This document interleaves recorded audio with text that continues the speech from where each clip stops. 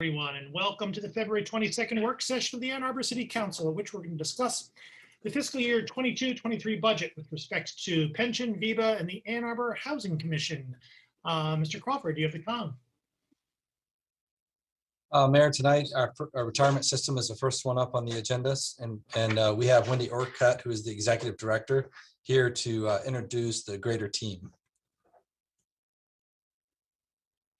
Good evening, everyone. Thanks, Tom. My name is Wendy Orcutt, as Tom said, and joining us tonight are the systems actuaries, Gabriel Roeder Smith and Company, more commonly known as GRS, and from that team is Jim Anderson and Rich Koch, and they're going to kind of kick it off with just some kind of general background on the actuarial process, and then kind of dive into some specifics about the system. I think that's my cue. So I'm sharing my screen. I'll go first. I'm Jim. With me is Rich. As Wendy said, we're from Gabriel Roeder Smith, actuaries for both the retirement system and the Viva. Our comments will be pretty brief tonight, but we welcome questions as we go along. I'm really not great at looking at my presentation and seeing faces or questions. So if there are any questions, please shout them out and we'll go from there.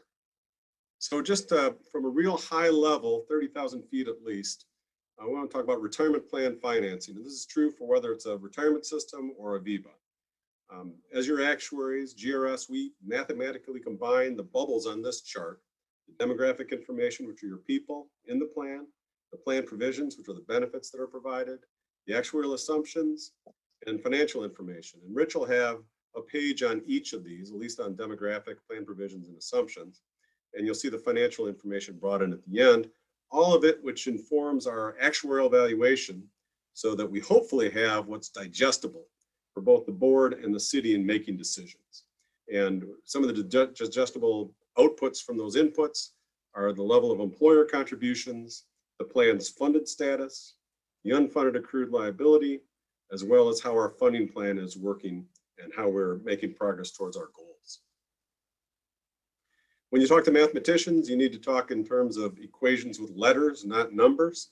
So here's our letters. Contributions plus investment income must equal benefits paid plus expenses. In this equation, they're all the same font, they're all the same height, but expenses could really be a smaller font, if you will.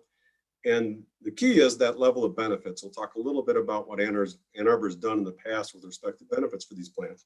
But we have to fund benefits payable to people in the future. And we're going to do that through a combination of contributions, C, and investment income, I.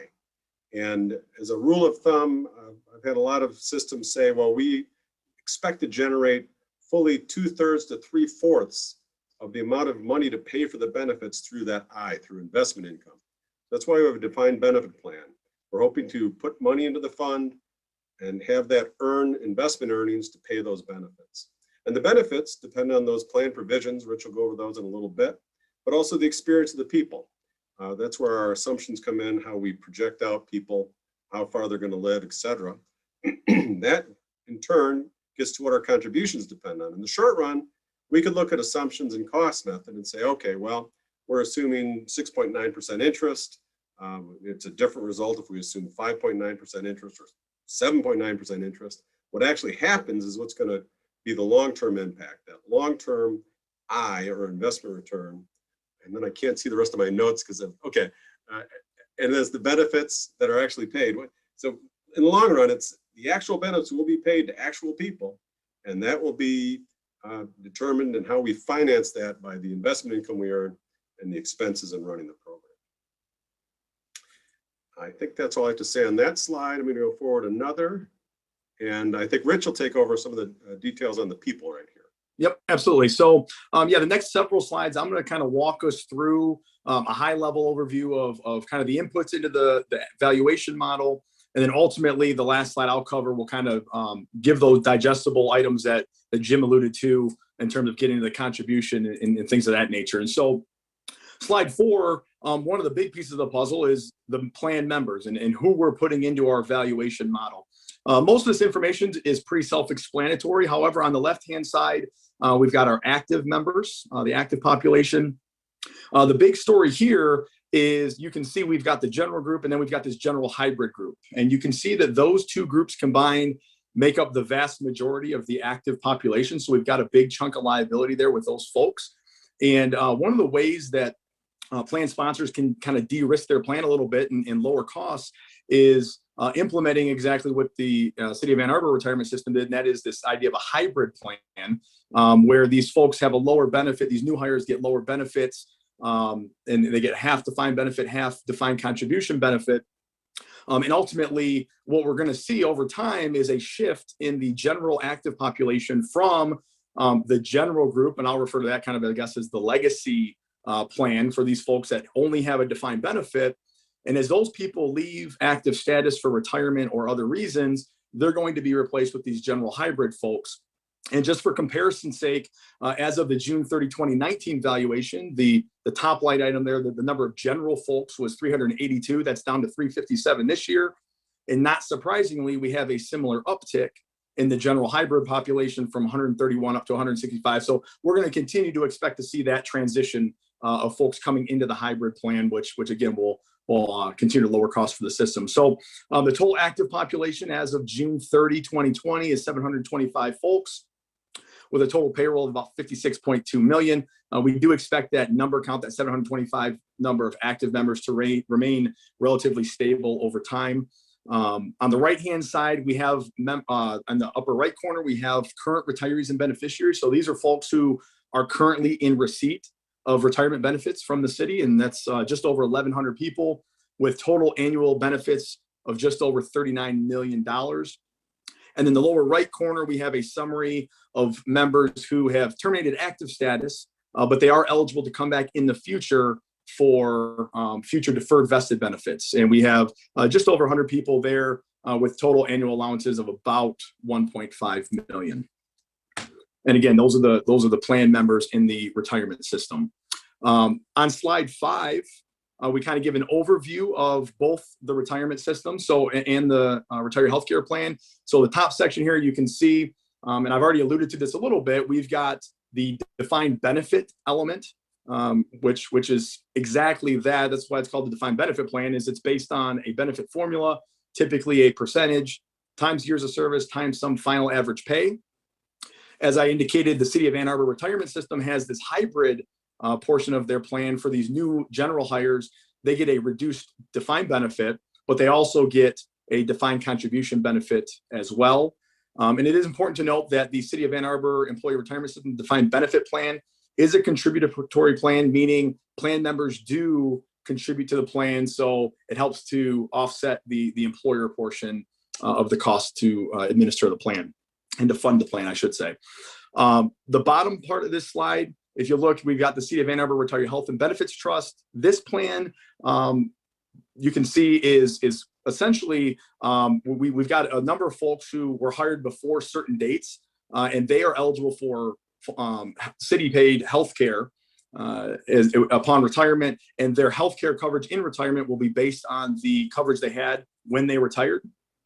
For folks hired after certain dates, they're not eligible for city-paid health, but they do get an annual contribution of $2,500 or $3,500 per year into, depending on what group they're in, and the city funds that upon retirement, and they can use those funds to pay for healthcare.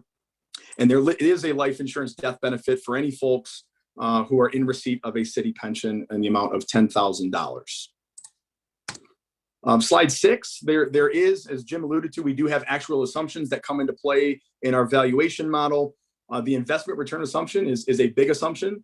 And during 2020, the Board of Trustees did approve a change in the assumed rate of investment return, also known as the discount rate in the valuation, from 7% down to 6.5% over a 5-year period.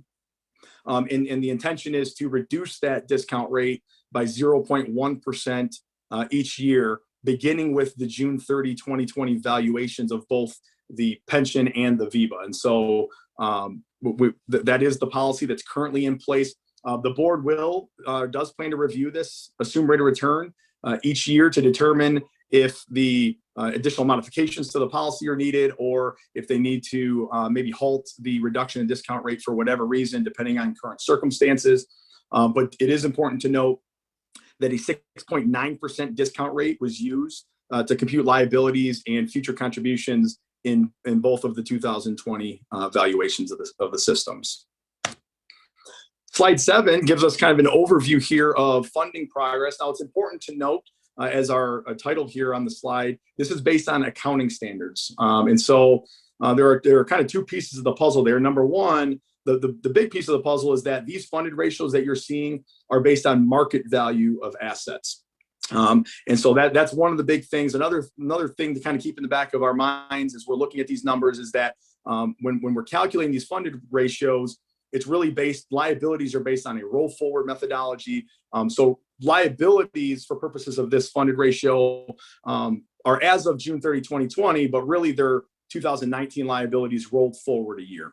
And so we'll see on the pension side, just going back to 2015, we were up at 88%, down to 84%, up to 88, down to 86. We remained level for a couple of years, and now we're down to 83.7%. Again, that volatility and that up and down in those funded ratios has a lot to do with using the market value of assets. As assets go, funded ratios impacted immediately in these accounting valuations. On the healthcare side, we've got a different story. We started at 48% back in 2015. We have this constant increase in the funded ratio until 2019, where we take a little dip, and now we're back up to 66.8% as of June 30, 2020. Might be a little counterintuitive when you're comparing the healthcare trend in the funded ratio versus the pension, but there are a couple factors coming in there. One is the accelerated funding policy that's in place to contribute extra funds into the plans. And the second piece of the puzzle, particularly on the healthcare side, is the June 30, 2019 valuation of the retiree healthcare plan recognized a change in assumptions that actually served to drive liabilities down, which is why you're seeing an increase in the funded ratio from 64% up to 66.8% in June 30 of 2020. And the last slide I'll tackle here, slide 8, really kind of gets to what's the story behind what happened in these June 30, 2020 valuations of both the employees retirement system and the Viva. And so I'll start with the left-hand column here, the employees retirement system. You can see that we had total actuarial value of assets of $524.4 million. That's up from last year. Last year was 513.6. Our liabilities are $614 million. Again, that's up from about 601 last year. And so the reality is our liabilities went up, our assets went up.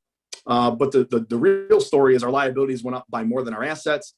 And so not surprisingly, we have an increase in the unfunded amount, which is just the difference between our liability and our assets. And so our unfunded accrued liability is $93.6 million. That translates to a fiscal year 2022 estimated contribution of $16.1 million. Important to note that the funded ratio did remain pretty level from the prior year, unlike on the previous slide. And we had a lot more fluctuation. And again, that's mainly due to this idea, the very first line on this actuarial value of assets, where we smooth market returns over a period of future years. So we have a lot less volatility in the asset values, which in turn really creates less volatility in our funded ratio as well. And that last item there, I know, one of the objectives of the retirement system is to get to fully funded, get to 100% funded status. And you'll see, based on our projections, if all assumptions are met exactly, which we all know is not going to happen, but if they were based on projections, we're expected a 100% funded status in the year 2041 on the pension side. On the retiree healthcare side, we do have a similar story in the sense that our actuarial value of assets went up. We're up at $198.9 million. Our accrued liability, again, went up to $306.2 million. And same story on the Viva side. Liabilities went up by more than the assets. And so we do have an increase in our unfunded liability from the prior year. We're up at $107.3 million. And that translates to a fiscal year 2022 estimated contribution of just over $13 million. Important to note here, if you were to compare this estimated contribution against the fiscal year 21 contribution, even though our unfunded liabilities went up, the estimated contribution actually went down. And the reason for that is the the temporary suspension of the accelerated funding policy. So in the prior valuation, we took the prior year budgeted contribution, increased by 2%. That contribution was greater, and so we ultimately, that was the estimated contribution. But again, given all the current circumstances, our understanding is that funding policy, the accelerated funding policy, is temporarily suspended, and so that does result in a decrease in the contribution. And again, our funded ratio went from 66.6% down to 65%. And again, because of that, the temporary suspension in the funding policy, we're expected to reach fully funding on the Viva side in 2036, as opposed to 2028 from in the 2019 valuation. And with that, if there are no questions currently, I'll go ahead and pass the baton back to Jim to take us home here. Thanks, Rich. And I'm reminded why I never tell jokes, because I think of a very important part of the punchline that I should have said at the start. And just for those who are new to this concept, we do this valuation once a year. So it's always as of June 30 of each year. So at June 30, 2020, these are the results. For anybody who's watching the investment markets since June 30, it was the continuing of a real bump up in markets through the rest of 2020. I think November was the largest increase I heard in small caps ever for a month. So the good news from that is, if we can hold on to those, if those returns happen for Ann Arbor, which I imagine they did, and can hold on to those, that should be helpful for next year's valuations of both the Viva and the retirement system. But a couple last slides with some survey information. And so where do we land? So we're about mid-80s in terms of funded ratio for the retirement system. Here we compare our clients' Michigan city and county plans, funded status to Ann Arbor, and that mid-80s level of funding we just talked about puts us right at the middle of this bell-shaped curve. There are 22 number of groups that were in that 80% category. You can see way to the left, if you can read the small text, we have a couple groups that are below 50% in the state. And that's a real big issue, because if you're that poorly funded, we do put a note right in our report saying it is crucial that this plan that's that poorly funded, less than 50%, receive contributions at least equal to what we've got in our calculated in our report. So it's kind of underlining what Ann Arbor already does when there are finances available. We're suggesting those really poorly funded plans, put in some more money, get the money in the plan. On the flip side, way to the right, you see there's 21 different groups that are above 100% or higher. So we certainly have a wide range. The other thing that would impact this, I guess I'll just go to the next slide, is, what are the underlying assumptions? You could be 100% funded using 8% return. That's far different from being 100% funded, or even 80%, 85% funded using 6.9 like Ann Arbor does. So the investment return here for the same Michigan city and county plans that we have, here is an interesting story. Ann Arbor is right again in that number of groups, 22 in the very middle, between 6.75%, 6.99%. And my comment on this chart is I'm kind of still amazed. There's a few plans at 7.5. Any plan I had at 7.5 is probably down to 7% by this point. But generally, we're expecting all these bars to move left, and there'll be more plans that are at 7 or below. And again, Ann Arbor's leading the way as we make our way down to 6.5% in the next 5-year plan, as Rich commented. So that important assumption, that's why we break this out separately. Moving to Viva, we don't have a database like we do for retirement systems for our Viva clients. So this is taken from Public Act 202. This is the fund level status for Michigan OPEB plans in 2019. You can see the footnote talks a little bit about this data, but important to note, Ann Arbor's in the mid 60s range, mid 60%. So point with my finger, you can't see that, but there's the 3 small column or bars to the right. The third one from the right is where Ann Arbor resides, between 51 and 75%.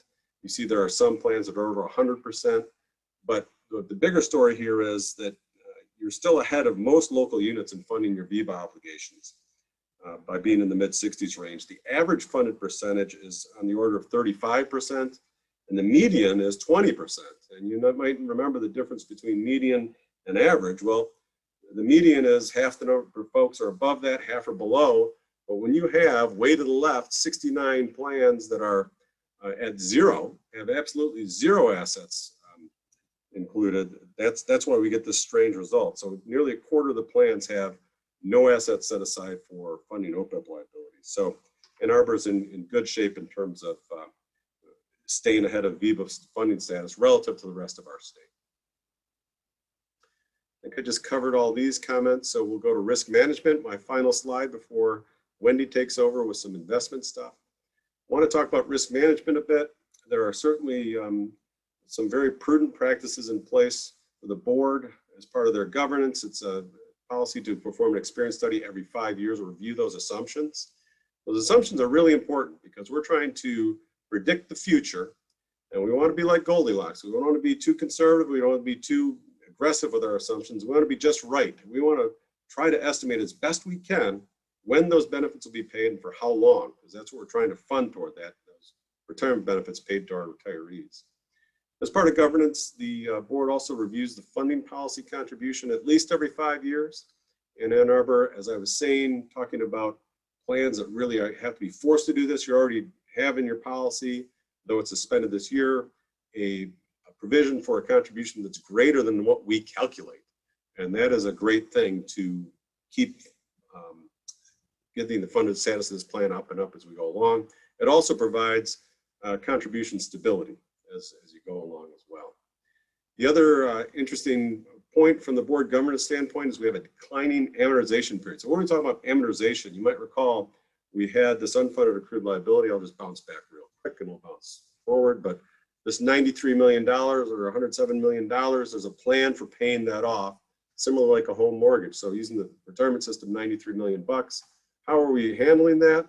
Well, we're amortizing that over a period of time until it reaches 15 years for both these plans. So there's a payment devoted to that so that by the time we get to the end of the amortization period, we'll pay that off. And that'll be discussed in the next experience study as well as we go along. I always like to point out the level dollar amortization that Ann Arbor uses is very unique for funding public sector retirement benefits. We have an open plan that's a lot of stuff is based on payroll, percent of pay. The level dollar amortization ensures that we're always making a payment towards that principal balance on our mortgage in that example. We're not just making interest, we're making actual principal payments towards our unfunded liability that's calculated each and every year, which is really a great thing and another strength in terms of the board governance and how we fund the plans. As far as actions to taken to reduce or address, I should say, our liability and growth, liability growth and risk thereof, kind of tip my hat, but as Rich said, there's a new benefit tier for certain post-2016 hires for retirement system. And it's just a different way of delivering benefits. Folks hired before then get strictly defined benefit, and folks hired after that get a lower defined benefit, but get the defined contribution plan as well.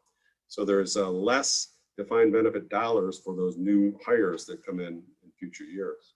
Similarly, the Viva had that new tier that Rich talked about as well.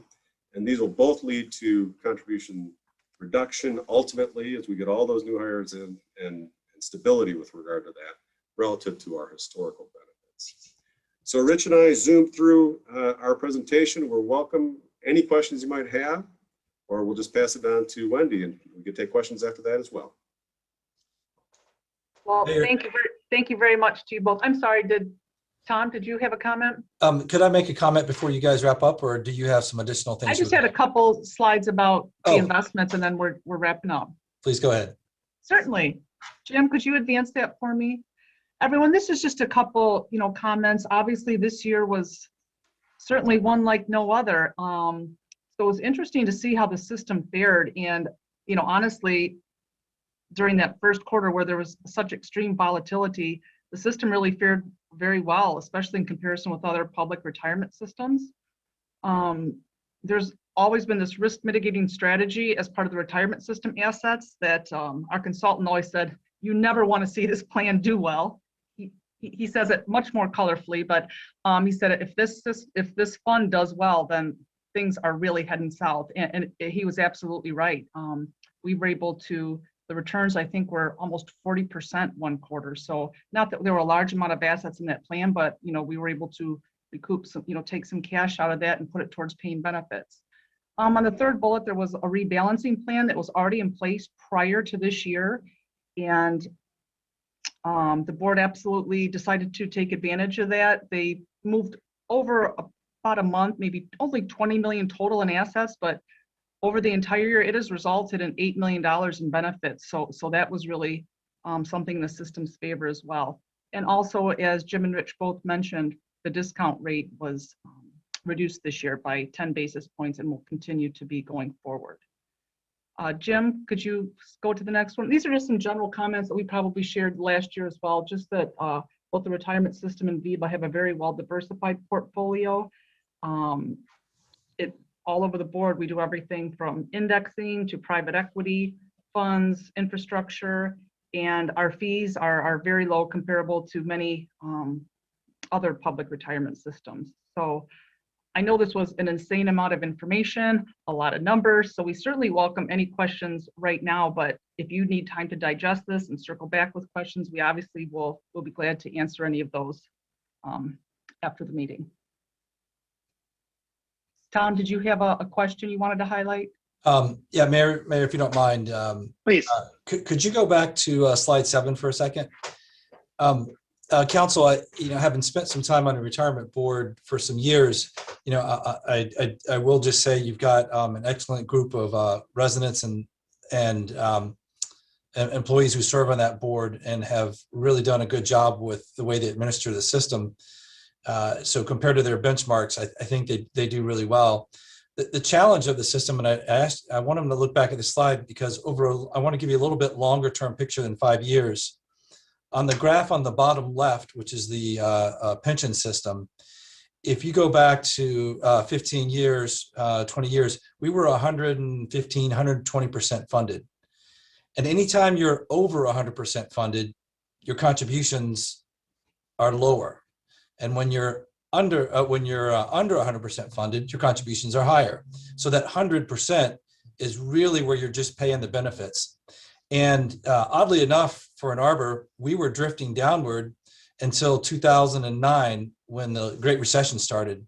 And in 2009, we were 100% funded, right on the benefits. And so what you've seen since 2009 is really the impact of all the variables really that have occurred. But I want to draw your attention to that because we went down into the 70s in our total funding after the Great Recession, and have come back up to around this mid to upper 80s. But as you can see, even with our funding policy, which is a strong policy, I think the consultants will tell you that we've been unable to really break through and get back toward 100%. And I say that because as you get back to 100%, you'll see the level of contributions that you need to make really drop off. And I say that because the difference here is really like debt, and we need to pay that debt down. And so when I look at this graph, I see that we're staying constant on our debt, but we're not really making the progress that we need to. That's a little bit different on the healthcare side, and I'm giving you my perspective. On the healthcare side, you can see 48 to 64. It doesn't look like a whole lot on this graph. That is meaningful. That's some real millions of dollars, and it's a real testament to the funding that you guys have continued to approve into the plan. It's historically been easier to get this one closer to 100% because the plan is almost closed, meaning that the liability doesn't change as much as it will on the pension side. And so as you look at this, we've had this little kind of leveling off. But if we get back to the funding policy that you have, you'll continue to see the healthcare trust fund go ahead and climb up toward 100%. That's very achievable. The biggest challenge we'll probably have on the healthcare is I suspect, maybe the rate of return. But we will see, and I say that because the nature of that asset is a little bit different than, or that liability is a little bit different than the pension system. So I just wanted to give that little bit of longer term. Well, I should say on the healthcare side, the retired healthcare side, more accurately, in 2009, I forgot the amount we had, but we might have been 10% funded or something. It was very, very minimal. I really don't recall the percentage, but it was much, much lower. So you really see the progress in funding over the years here on the retiree healthcare. Thanks. Thank you. Councilmember Hayner? Oh, I'm sorry. I was just thanking Tom, and I didn't mean to interrupt, Mayor, but there was one question that was raised last year based on this slide, and I thought it was a very good question, and especially since we have a lot of newer members. Someone asked, why aren't we seeing that increase on the pension side, the increase in funding status like we are in the healthcare? In addition to all the things Tom mentioned, right now we currently have, as Rich stated, about $39 million a year being paid out in benefits from the pension system. So we don't have those kind of outflows right now on the healthcare side. So I just wanted to add that. Councilmember Hayner? Sure. A couple things, a quick comment. I think Ali's in the attendee waiting to be let in. He had a late start tonight. So if you could, Jackie, if you could let Councilwoman or Councilman Ramwali in, I'd appreciate it. So when you speak to the healthcare plan, you say the plan is nearing closure. It's about to be closed. Could you tell us what you mean by that? I've always wondered what would happen to this plan if we finally got a nationalized single payer healthcare system that we're guaranteeing private healthcare in this case, or what would happen if we did go to if we did have finally have a public healthcare system in this nation? I don't know if you want to fill that, Jim, but thank you for the question. And I know when we're saying closed, obviously all the new hires coming into the plan are not getting the fully paid retiree healthcare coverage. It's that annual stipend. But Jim, I don't know if you have any thoughts on that. Yeah, I think back to this, and this was for the retirement system, but what I think is going to happen is just using the general as an example. So in the retirement system, you had certain members after a certain date going into what's called the hybrid. And so it's going to be what Rich described. So there's two things. Number one, we've got a closed plan, but that means there's an existing number. And I don't know, Rich, if you can find that as you're listening, but let's just use this as an example. This 357 people would continue to have that old type of benefit, if you will, whereas the new people get the stipend that we talked about. And so that's where a closed plan like this, as those people, it'll continue to be that change of people getting the old type of healthcare, if you will, versus the stipend. That will continue to diminish for years going forward. But we have a general rule of thumb with usually how our decrements work and people leave the workforce. Within 10 years, you'll have like 50% of the group will be consistent of that new hires getting that lower benefit. So Jim, that's just how the closure is working. Yeah. It's about 700 people, active employees left that we're talking about in the healthcare plan. 400 are on the new, the RHRA plan, and there's just over 300 people left that are active employees that are going to be entitled to the full coverage. Perfect, Wendy. Thank you. So at some point when we talk about the combined, like the combined contributions fiscal year 2022 are about $30 million anticipated, and which is almost 6 to 8% of our total budget, right? And so our total expenditures anticipated in that fiscal year. So at some point, we're going to be putting less into that because it's closed, or we have to maintain it at a certain level, I understand. And we are anticipating those levels. And then sometime in the more far future, we're done with that. Like there'll be no more payouts when there's no more people pulling on that benefit. Is that correct? And then what do we do? Yeah, that'd be many years in the future. Sure. Because you've got active people probably who maybe, let's say, in that group that you have, Wendy, that are still getting the old type of healthcare benefit. Maybe they're 30, 40 years old at this point. They're going to work another 20, 30 years. Then they're going to live another 20 years, after that. So they have long tails as we go along. But the more important thing, I think, is really, in our risk mitigation comment here, and again, I can point with my arrow here. These new tiers, over the long run, yes, we will have people on the different benefit tier.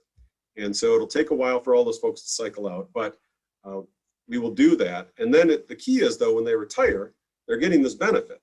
And so that becomes kind of the look. I've got other closed plans. You take a look out into the future and say, okay, when will these benefits be a certain amount of assets? Because we're building this asset to pay all those benefits.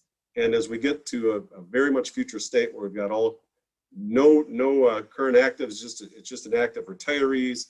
We have retirees and we have assets. And so the retirees are getting the benefits and the assets are being drawn on.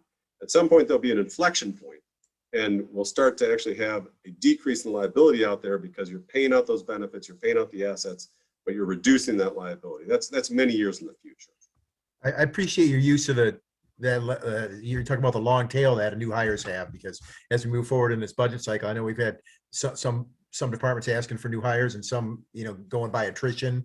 And so it's interesting to recognize that when we bring somebody on, not only are they providing the service and we're paying them for that, but we're paying them a long time into the future for their service. So I appreciate that. Thank you. Yeah, you're welcome. Jim, let me comment one other thing. Councilmember Hayner, just to clarify one of the comments you made earlier, when the contribution numbers, and Jim, I'm afraid I don't remember which slide that was, for each of the plans, I think you said it total about $30 million.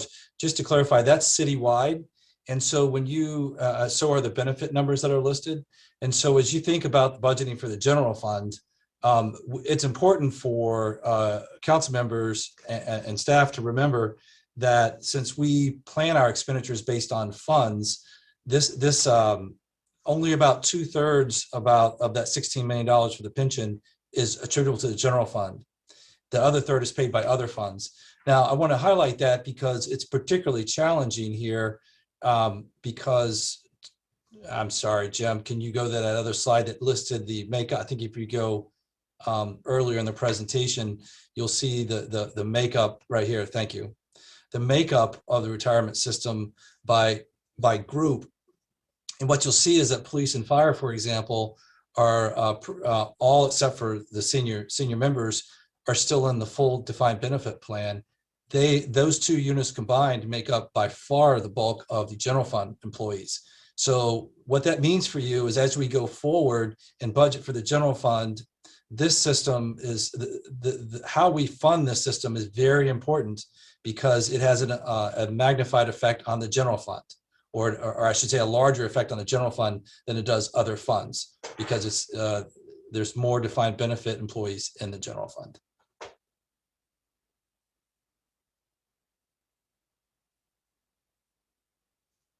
Councilor Briggs. Yeah, thanks. To that point that you just made, Mr. Crawford, is there a point in the future that we anticipate that draw on the general fund peaking to a particularly unwieldy number as we're looking at our projections, or? Well, the nature of this, I would say it's very challenging now. The nature of the system as an open system is that as long as we are below 100%, we continue to have a significant contribution that needs to be made. We can get ourselves back to 100%. It's a much more moderate level. And then on the point of, it sounded like it was best practice to review these assumptions every 5 years, but given how much the markets change in a 5-year period, is it beneficial to review more often, or are those assumptions holding pretty well as we look out over 5 years? If I can may, take that one. oh, go ahead, Jim. I was just going to say, I think it was very prudent. It was part of the board engaged us to look at projections, to look at that investment return. That's by far the most important lever, if you will, because that's discounting all these benefits, whether you're active, general, or active, or retired, et cetera. And so it's a great question, because in the old days, when I started out 25, 30 years ago, yeah, it's every 5 years. Let's look at that assumption. And ever since GASB, the Government Accounting Standards Board, came out, it's been more of a yearly exercise. And we do have boards do exactly what Ann Arbor did and say, let's look at this. We still have 3 years to go to an experience study, but let's kick the tires on the 7% assumption. And so again, that was a way that the board was pretty, what was my term? I mean, I guess I gotta go back to my blanking on my own terms, but yeah, the governance, we outline it's every 5 years, but certainly we can look at these at any time, any other time. And I think that was just a good action that the board took in between experience studies. Does that answer your question? Yeah, I think so. It sounds like the board is looking at them, not just looking at them every 5 years. They're kind of revisiting it every year. And so with our move from 7% to down to 6.5% over, I think that was the next 5 years. Are those assumptions, are we actually seeing that expected level of return? Yeah, this is a great one because for a decade I've been hearing the sky is falling with returns. You're not going to earn more than 5.7% the next 5 years or whatever. I've been hearing that since 2012. And then you have years like we just got out of, and the year before that was a great year. Over time, the expectations will earn that assumed rate. So that's what we're trying to get to with that. And I just talked myself out of whatever else I was thinking about that. I was also just going to add, thank you, Jim, that the audit committee does meet actually every spring and just kind of review, is there any wide swings? Is there any assumptions that we need to look at? But the experience study is when a really deep dive is done. But those are reviewed annually. Thanks. And that's the pension board's audit committee, not the council audit committee. I apologize. Thanks, Tom. Councilmember Romali. Thank you. And I apologize for being late, and thanks, Councilmember Hayner, for getting me in. Appreciate tonight's presentation. It seems to be an improvement over prior years. I don't know what's necessarily different, but it seems to me that it's gotten improved this year. And so thanks. I just would like to maybe ask, it's a $64,000 question perhaps, but what we've heard about the exceptional gains the market has accomplished in the last 10 years. And yet we're not making significant strides in closing the gap on the pension fund. Is there an easy explanation, and I apologize, you might have already went over this, of why we're not making better gains when we're contributing supplement payments, with the exception of last year, of course. And I know that we had made an exception because of COVID, but I'm not sure if Mr. Crawford or anyone else could highlight what's keeping us from making better strides at getting to 100%. I was going to let the others speak if you guys have comments on that. Sure. I mean, I think it is great to note that. So in our evaluation report, which is a public record, we're looking, we listed this year the market value return for each of the last 10 years. And so to your point, certainly we've had, let's see, in the last 10 years, returns of 23%, 12%, 14%, 12%. So this has been the 4 years we beat our return. And then in the other 6 years, if I'm doing the math right, should be easy to add that up, we've missed our return, sometimes really close, 6.98% in 2018, but 6.21 in 2019, and 2020, 4.62. So, we're kind of less than 50% beating that return. When we have beat it, we beat it by quite a bit. When we've missed it, there's a couple sixes, a couple fours, and a couple zeros. So that contributes. The other reason, though, over the 10-year period, and this is maybe where some good news is, and it was going to be my answer to the previous question, this is also based on updated assumptions. So the last experience study, not performed by us, but it brought in a mortality table that we would have recommended in terms of the latest and greatest. And there is a new mortality table out.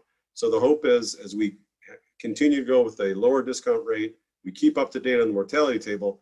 That usually does serve to bump up that measured liability, or trying to measure what we're going to fund eventually. And so that's why I made the comment during the funded status part, where I was talking about what Michigan plans look like. It's one thing to be 85% funded at 6.9% discount rate, the most modern mortality table. I'd much rather be there than be 95% funded using assumptions that are out of date. So that's another factor that plays into it. The other point that we've talked about are the benefits and how that's going to evolve, and it's going to come into the future. We saw with the general group, you know, half is, or maybe over is half hybrid in the retirement system. Same with the stipend in the retirement medical plan. And so we will see that impact in the future. But to Tom's point, that is the ongoing, the level of benefit impacts what's called the normal cost. That's like your expected annual cost if you're fully funded. And that's on the order of, I want to say like 13%, I believe, is the employer normal cost for the pension plan, for example. But then you've got this other amortization payment that's in addition to that to make up for the past. So I think it's a combination of, you know, our returns we've had 4 out of the 10 years, greater return, 6 out of 10 years in the last 10 years, lower. That's been part of it. It's also been these updated assumptions.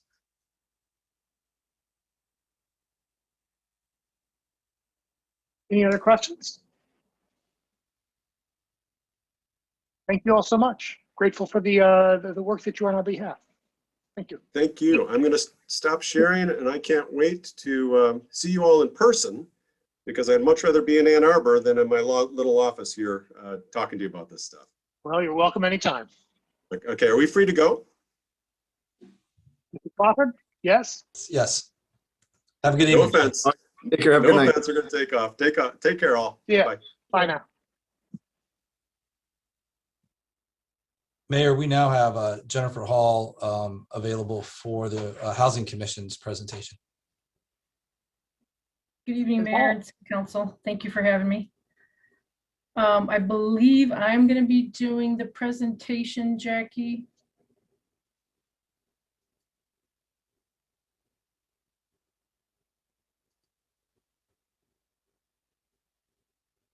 Jennifer, you should have sharing ability now. Okay.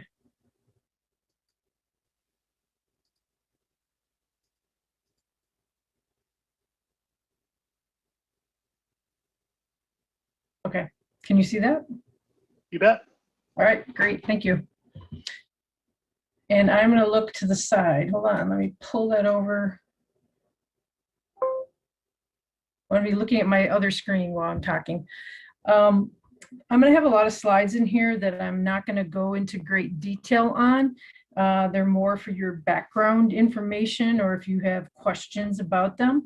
So you may have seen this slide. It's got a few extra services from our last slide from last year. This is our strategic objective for the upcoming 5-year plan. 980 units by 2026, and to develop a long-term strategy for tenant social services. I'm going to talk a bit about COVID, but not that much. This is a series of slides that are really for your background information because it relates to the upcoming budget that we're talking about. One of the things you might want to note is the amount of back owed rent as of January is 67,000 compared to about 58,000 last year in January. So that's not too bad. But given that our tenants pay 30% of their income on rent compared to the private sector, I guess it's also not too unsurprising as well. In April of last year, the city provided $200,000 to respond to COVID-related issues with the Housing Commission and our tenants. And the plan is for the city to submit a FEMA application. And if our portion of items does not get reimbursed, I do have a plan for paying back the city for those $200,000 in this 2-year budget cycle. We currently have $160,000 in this year's budget, and we stopped drawing down starting with February. So we have about $66,000 left to draw down. And then I've reduced our general fund request by $70,000 to $90,000 for 22 and 23. So that's a little over $200,000 to reimburse the city from back in April.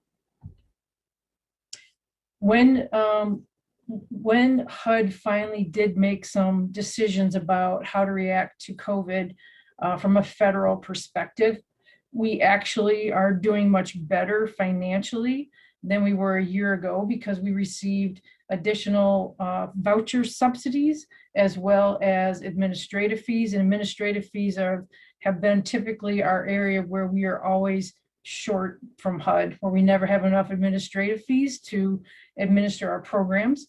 So we are actually doing quite well this year compared to any other year since I've been at the Housing Commission since 2011. We also got awarded actual new vouchers that are annually renewed.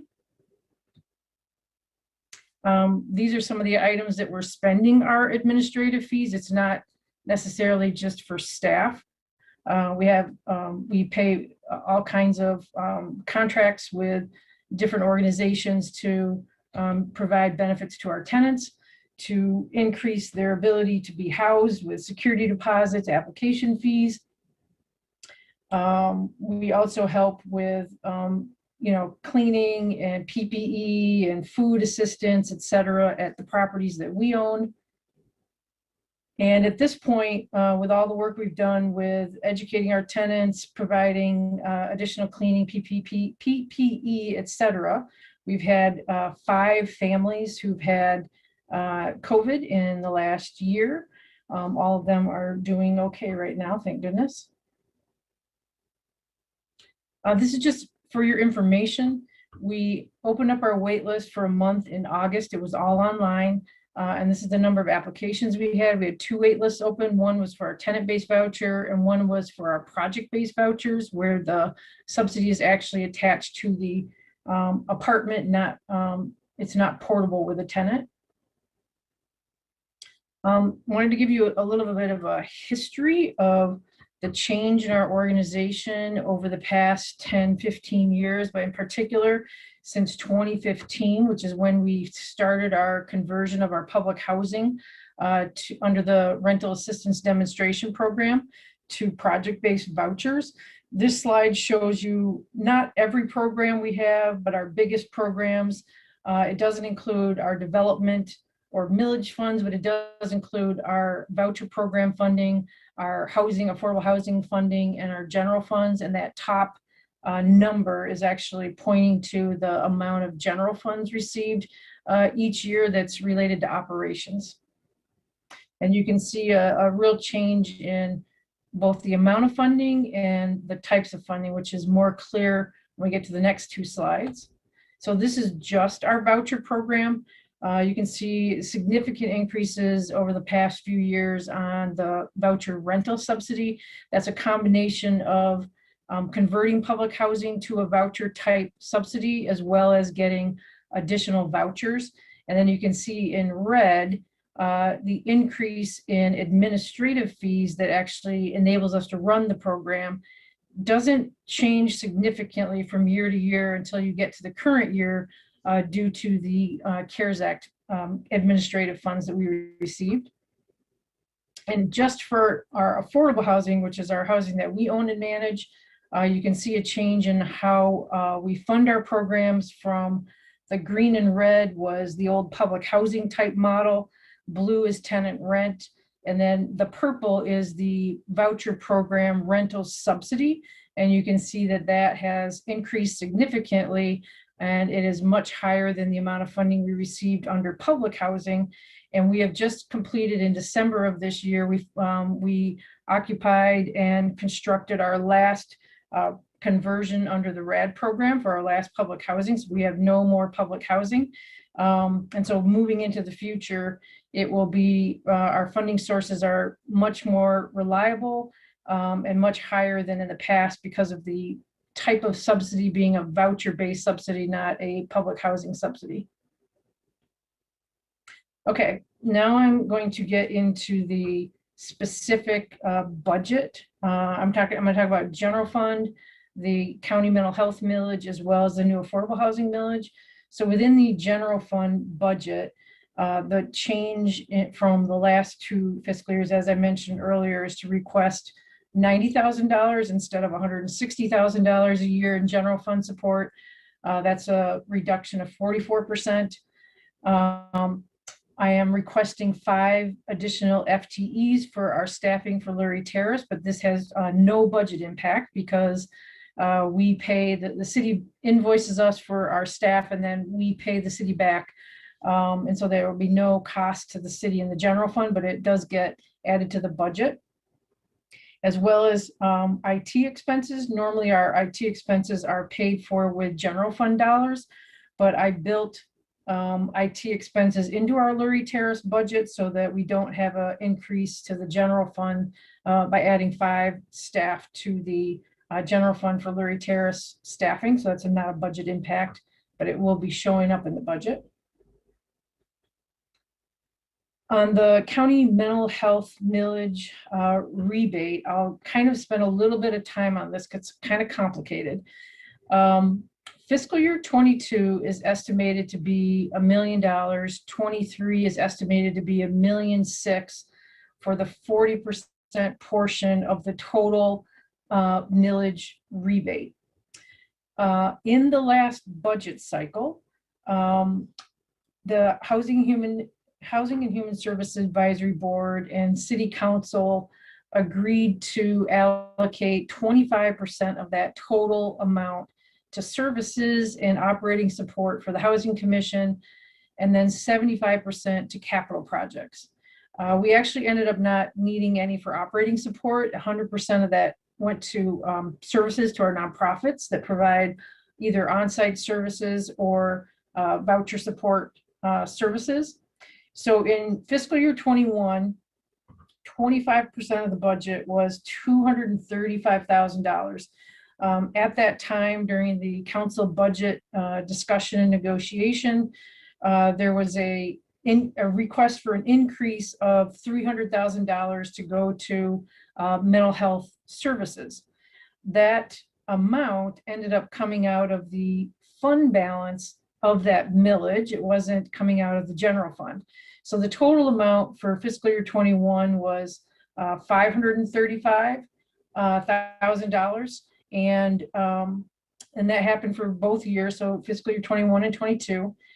And so what I'm requesting for this next budget cycle is that we continue that amount within the mental health millage rebate to continue our contractual services with our nonprofit providers that provide mental health and other tenant services. Because we now have this dedicated affordable housing millage for the capital projects as well as related services. So there's actually some capacity within that county mental health millage. So what are those services? I'm requesting, $546,000 for fiscal year 22, which is a 2% increase, and $557,000 for fiscal year 23. The contracts that we have are listed here: Community Action Network, Peace, Neighborhood Center, Avalon, Food Gatherers, SOS, and Ozone. All those contracts come out of the county mental health millage rebate right now. And I would like to be able to continue those contracts and continue those services to all of our tenants. That leaves roughly $464,000 in 2022 and $503 in fiscal year 23 for capital projects. And I am recommending that we set those funds aside to actually do a sprinkler installation at Miller Manor. Due to the last couple of years, we've had a couple serious fires, caused a lot of building damage, and a lot of fear among our residents. Thankfully, nobody was seriously injured. And so we have a contractor coming out to give us a engineering cost estimate to do the design, and then we'll issue an RFP if these funds get approved for that. Originally, I thought it would exceed $1 million, but because the building actually has a sprinkler system on the first floor, like in the mechanical room, we already have some of the infrastructure in place. And so based on that, it might actually come in at less than $1 million, but we won't know until we actually bid it out. But I'd like to have some money set aside for that. If I need to raise additional funding, if it's more than $1 million or whatever that is, 900 and something, then I'll have to find additional funding for that. There's currently a fund balance from the first year of the millage of about $234,000. So Tom and I talked about setting money aside for a eventual pilot program for creating, hopefully in coordination with the county, but it could be more Ann Arbor centric, for mental health medical response for psychiatric emergencies instead of police response. Do not know what that total cost would be, but we thought we should put a line item just to hold it for a program. And Tom can talk more about that as well. Should I stop here and see if there's questions on this portion? How much more you have on your slides? I probably have 5 or 6 more slides. Yeah. We've got Councilmember Nelson who's interested. Let's roll with Councilmember Nelson, and perhaps we'll continue with the balance. Thank you. I think my questions are pretty quick. On slide 15, I'm wondering if I heard you wrong, or I just have a clarifying question about use of the millage. As I remember discussion, we didn't declare that 25% would be spent on support services. I thought that we had sort of set a ceiling and said that no more than 25% would be spent on support services. Maybe you can help me remember that correctly. Don't remember, could be either one of those, but it ended up being more than 25% did end up getting spent because of that extra 300,000. And so what I'm asking is, can we remove that 25% cap or amount, however you want to look at it, and actually spend roughly half towards the mental health and tenant support services? If I can pop in, I think there's a distinction between the proposal C millage and the county mental health millage. Proposal C included the death benefit emergency. Yeah, I do understand that we're talking about two sets of funds. Your explanation is that's not what I was getting at all. But then my other question was on slide 16, which you just mentioned a moment ago. This is really exciting, the idea of this pilot program, and I appreciate that it sounds like it's very much in the beginning stages, but I'm wondering if that is something you're collaborating with our police department on. I mean, I assume, obviously, but I'm very excited about that as something that maybe you guys can help us work through on a small scale so that we can expand it bigger. Yeah, Jennifer, I can comment on that. I mean, this is in the very early stage. So certainly Avalon, the Housing Commission, they both have expressed a strong interest in having some kind of response like this.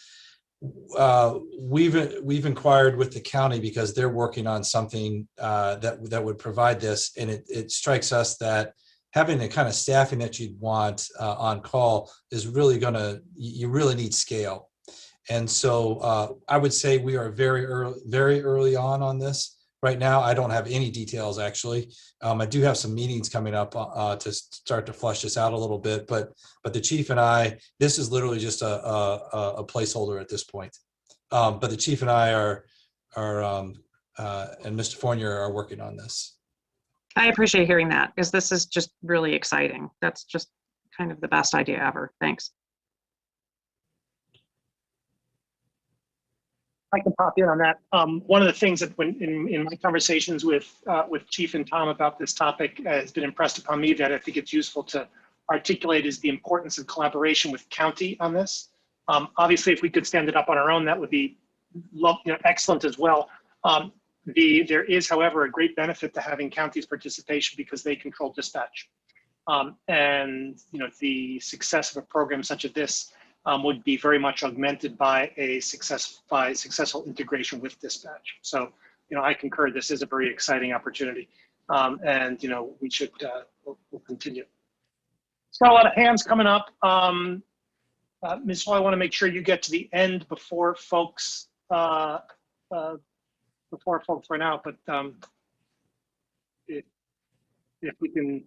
If Councilmember Amlawi or Song want to follow up on this particular point, then we'll go with that. Then perhaps then we'll give Ms. Hall the opportunity to finish. Councilmember Amlawi. Thank you, and perhaps my colleague is going to speak on the same issue. We both serve on ICPOC, and I would like to see conversations be interwoven with the leadership and with the commission of ICPOC when it comes to this pilot program. I appreciate the using the resources that the county has with dispatch and getting the calls and getting the people to the right places. But we have our own local police commission that I think needs to be a critical component of this program. Thank you.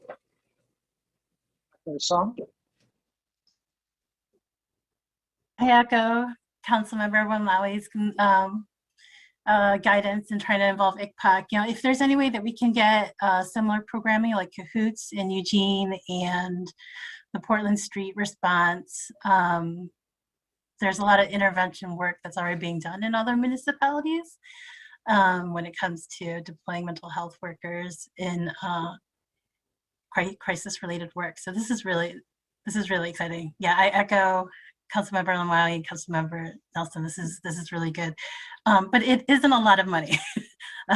So if there's any way that we can leverage the county, or I don't know where coordinated funding will land, just since this is the fiscal year after that, you know, after the coordinated funding commitments end. So I'm wondering if there's additional funding that could be captured for this work too.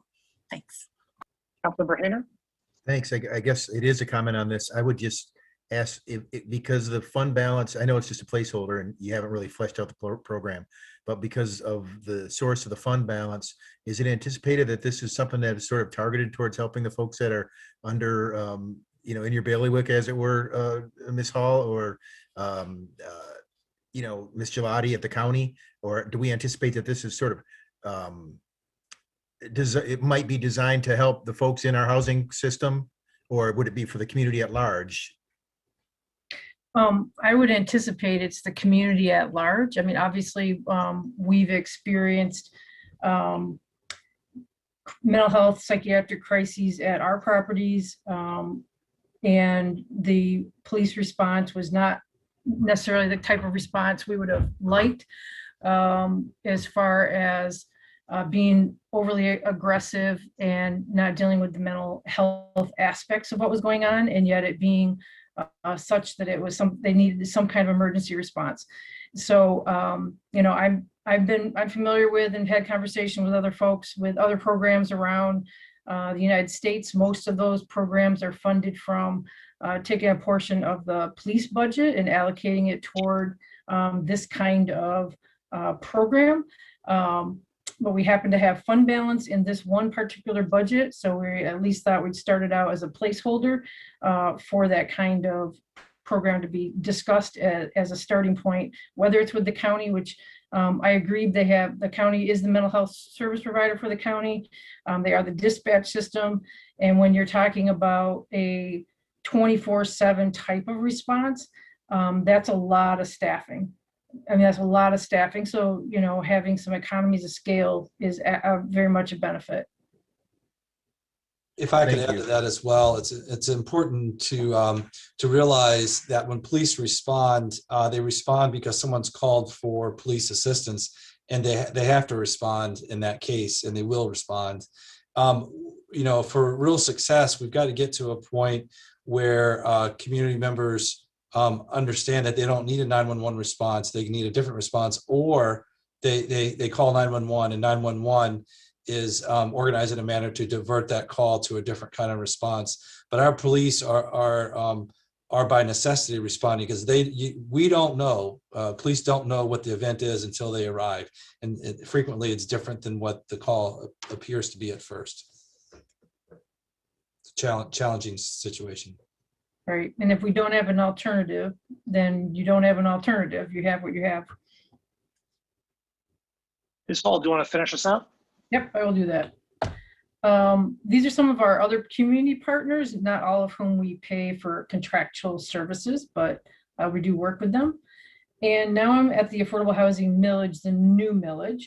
So the estimated amounts for 22 and 23 are $6.5 and $6.6 million a year.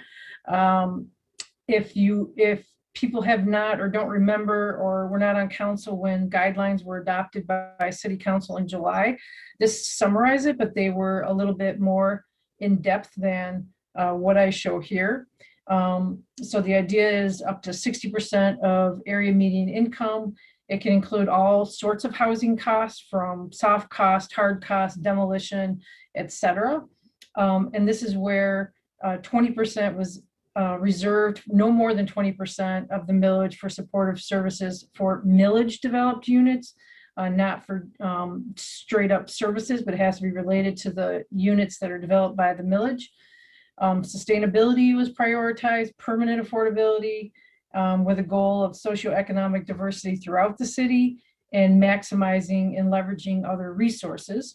What I am proposing that we do and how we approach the millage is that as we do our 2-year budget every year and follow it up with the second year's budget, that we look at where we're at, what projects are in the pipeline with the Housing Commission, particularly with city-owned properties, and we look at where they are, at what stage they are, and what funding needs they have.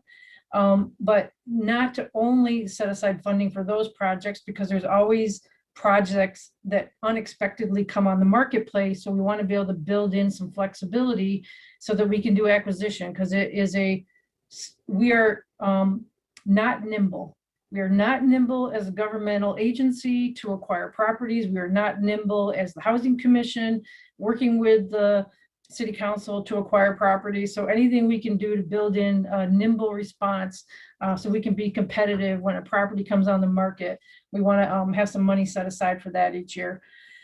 But the Housing Commission will not be the only developer. And so we need to actually make take those guidelines that City Council adopted and put some meat on them, put some depth on them, and put some more specific guidelines on them to make sure that we have investments in projects that are feasible, that by developers that are qualified. And so you need to have guidelines around what is the eligible use, leveraging other funding sources, doing a subsidy layering review so that you're not over subsidizing a project, defining what the funding terms are, the number of years, is it a grant, is it a loan, looking at development costs, looking at experience, defining what service funding looks like, not just what services are provided, but how much you would fund for those types of services, and then develop some outcomes. Once we have those guidelines developed, and my recommendation is that I would work with community development and HHSAB on developing those guidelines. They already have housing fund guidelines, and so we could start with that, see what needs to be refined. They don't have anything about services in those guidelines, so that's something that's new that would be eligible. And then once we have those, we bring them back to City Council for City Council approval. And then after that, as funding's available, we could issue RFPs.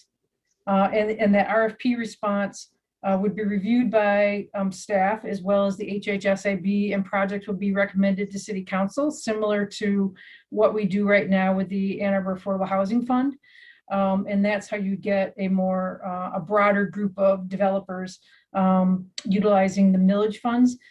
But keep in mind that the city-owned properties that we're looking at developing right now, that's probably 6, 7, 8 years worth of millage funding, and it's not necessarily going to be the first 6 or 8 years, but it is a lot of funding that would be needed to fill in that gap financing for those city-owned properties.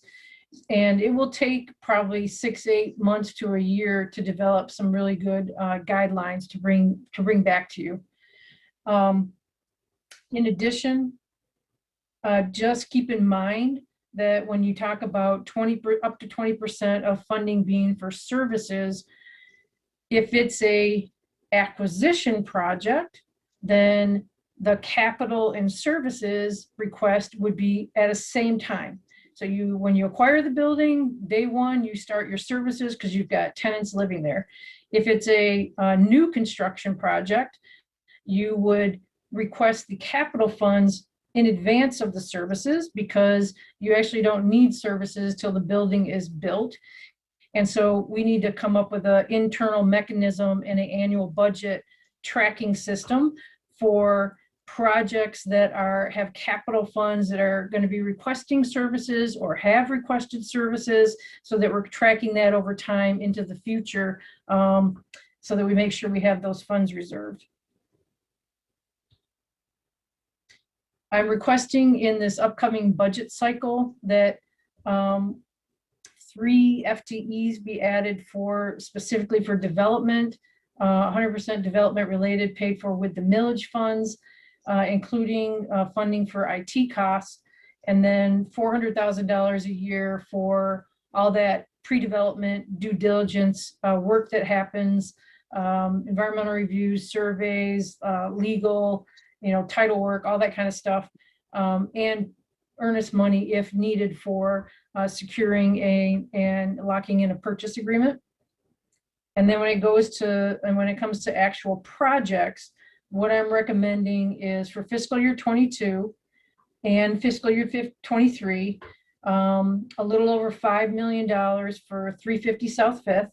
You can see in this case, I don't have any dollars for services in those 2 fiscal years, because it will not be built until probably fiscal year 24 or fiscal year 25. So there's no reason to put money for services in now when we do not need them for 2 or 3 more years. We just need to know that we will be needing them in 2 or 3 more years and make sure we budget for that. The other projects I have in here are 121 East Catherine, about 1.2 million for capital funds, nothing for services yet. 353 South Main, 1.4 million in capital, nothing for services yet. And then I had a acquisition, and this is what I went back to on putting money aside for an acquisition. Many of you are aware of an acquisition project that I was working on. The owner has decided to sign a purchase agreement with another offer, but we are certainly a backup to that offer. But those funds are in there as a acquisition in case something comes up in the marketplace, so that we have funding to acquire it. Alternatively, I had to put this budget together and submitted it for the public prior to finding out that the acquisition project I was working on did not actually happen. So that was in there for a specific project. Alternatively, we could set funding aside here for further sprinkler systems for Lurie Terrace as well as Baker Commons, neither of which have sprinkler systems throughout the building. Lurie Terrace also had a fire in January. No tenants were injured, but it did affect and brought 3 apartments offline that are still offline.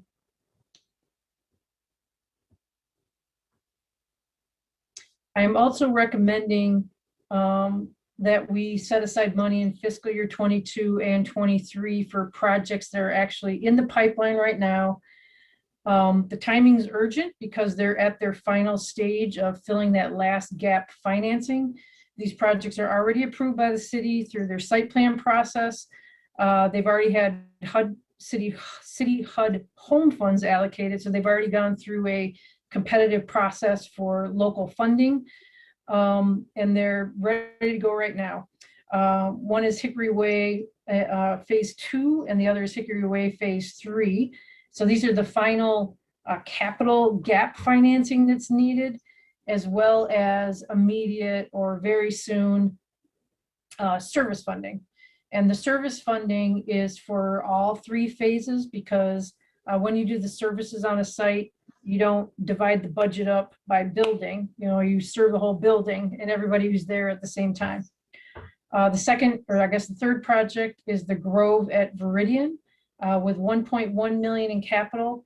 That's the very highest amount they will need. They've got 2 other applications in for other funding that they're just waiting to hear from. And so it may be less than that if they're able to secure those other financial sources.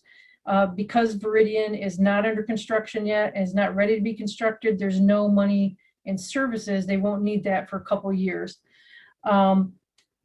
I will actually be bringing back council resolutions separate from this budget for each of those projects for city council to actually vote on separately. It will be required by their other funders to have that actual affirmative city council resolution. It's not just a budget discussion. This is just a reminder of where we're at on our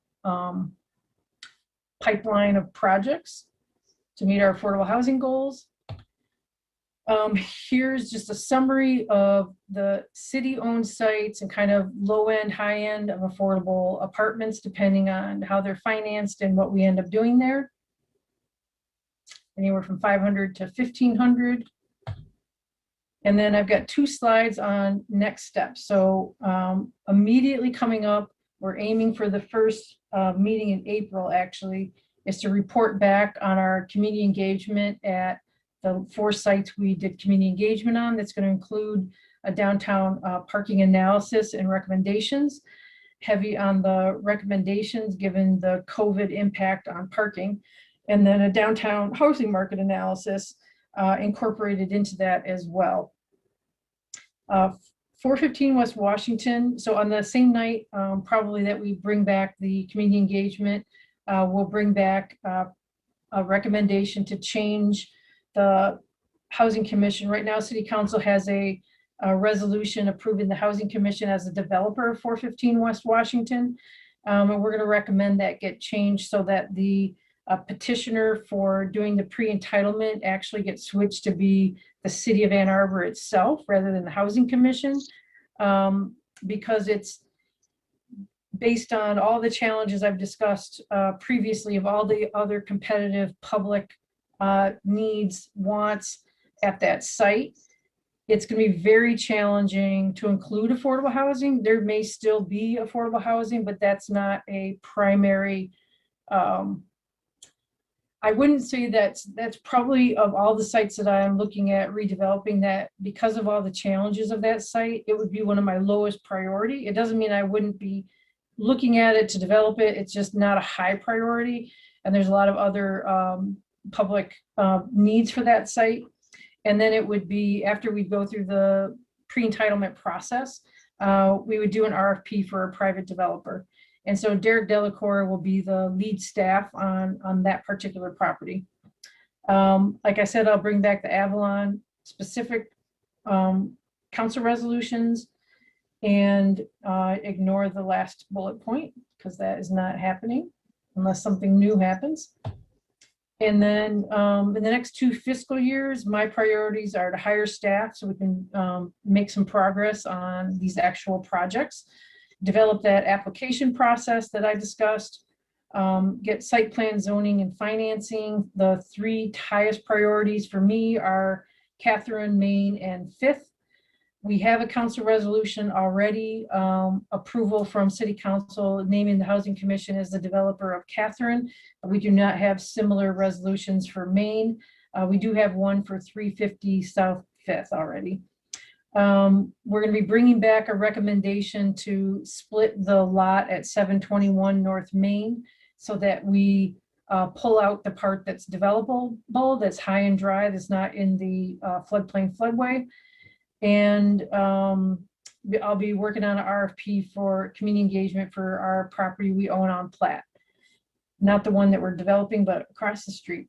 And then industrial has got continued site analysis going on. I think that's my last slide. Yep. Councilmember Rumbawi. Thank you, and thanks, Jennifer, for all this information. They're surely busy these days. My questions pertain to a couple things. One is you said that the agency is not as nimble as you wish. How city council is not as nimble. If you could just perhaps let us know now or later what policy issues that we can address to make us more nimble and be able to get to our goals sooner. I don't know if anything sticks out right now that's actionable, but we'd like to maybe know what those hurdles are in terms of being nimble. Yeah, I mean, the primary thing is because we're public bodies, there's a lot of public, there's many public approval processes.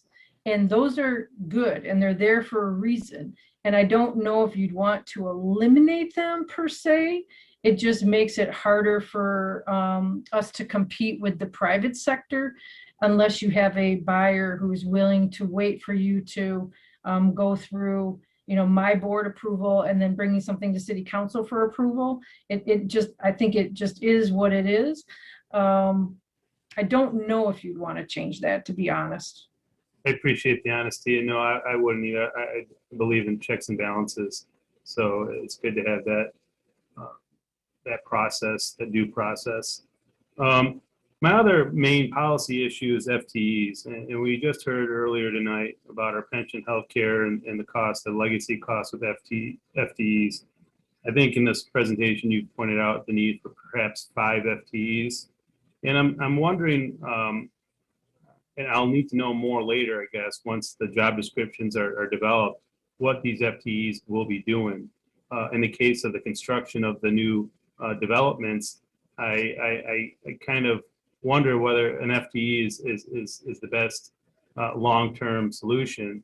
Whereas I'm not one to jump to say we should hire consultants, but I know as an example, our building department will hire outside help during the busy building season, so we don't carry those fixed costs through the slower times. And I'm just wondering, you know, sure, we're going to start off building ambitiously, but then that's going to taper off, and we're not going to be building at the rate that we're initially going to be. But yet we have these FTEs that are signed up for construction purposes. Secondly, is the mental health, and whether, you know, the $254,000 could be spent in what could be folks who, and I think this might be the case at Miller Manor, where you have in-house staff who are there 24/7 to help mitigate the need for 911 and have people on the premise in some of these developments that could take care of these needs before they get escalated to a 911 call, in conjunction with additional mental health for our police force to respond to every other thing. But for the properties that you manage, I would perhaps suggest, and whether if that's even currently the case. For the FTEs, there's 2 types of FTEs. So for Lurie Terrace, that was the 5 FTEs, 2 maintenance, essentially a property manager, a person who manages the wait list and does leasing, like a leasing agent, and then an administrative assistant. Those are the 5 positions. The maintenance would actually be joining our maintenance team and providing maintenance at all sites throughout the city. So it's billed in a different way. I mean, I do think it raises a question of one of the nimbleness is that separate from development, but a nimbleness also is our ability to hire staff and respond to acquiring properties. And I do think there is a legitimate question that won't be resolved tonight, but on how many properties can the Housing Commission realistically develop, and how many properties can they realistically manage? And so, and if we aren't doing the property management, that raises a issue on, if we're contracting for that, that raises a real issue on our current union staff that do that kind of property management. Like, how do you work through those kinds of things? So I definitely have been thinking a lot about that because it just takes so long to get positions approved. That's it's expensive positions compared to contracting out something like that. But at the same time, the reason they're expensive is because they're getting appropriate benefits, that the private sector isn't necessarily paying for, as well as we are definitely a agency that screens tenants in, tries to keep people housed, which is very different than a private property management company. I would feel more comfortable partnering with somebody like Avalon Housing that I know shares our perspective on, how we manage properties.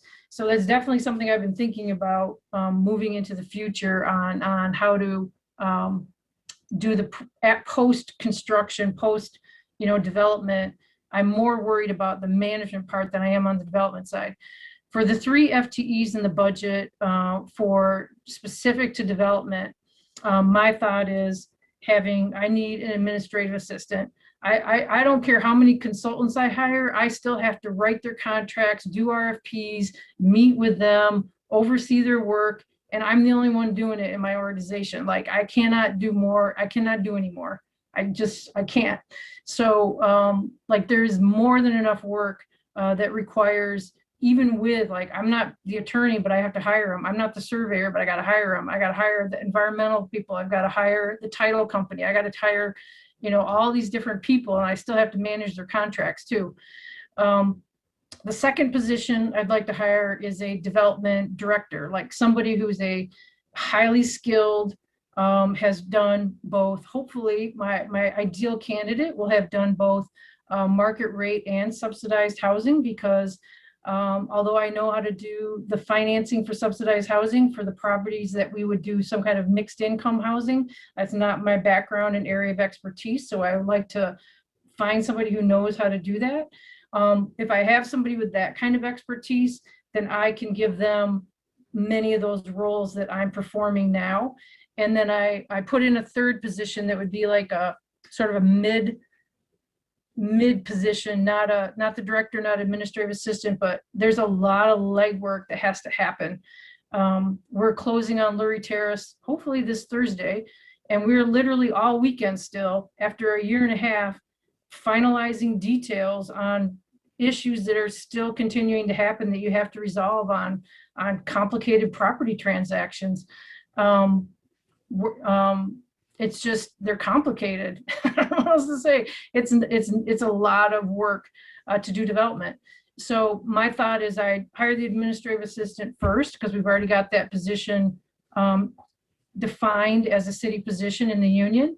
Then I would get approval for the position of the director, and then work with those two. And I don't think I would hire that third position until we get moving and see where we're at and see how much additional hands-on work we need as a staff person. It is a 20-year millage, so I feel like for 20 years, we'll definitely have enough work for additional staff. Council members Griswold, Grand, Hayner, and Briggs, and then perhaps we'll wrap it up. Councilmember Griswold. I was prepared to say I really appreciate your leadership and expertise, but I guess I should add all the extra effort and extra time you put into this. It's amazing. And yes, we definitely need to be agile. I've seen some of that.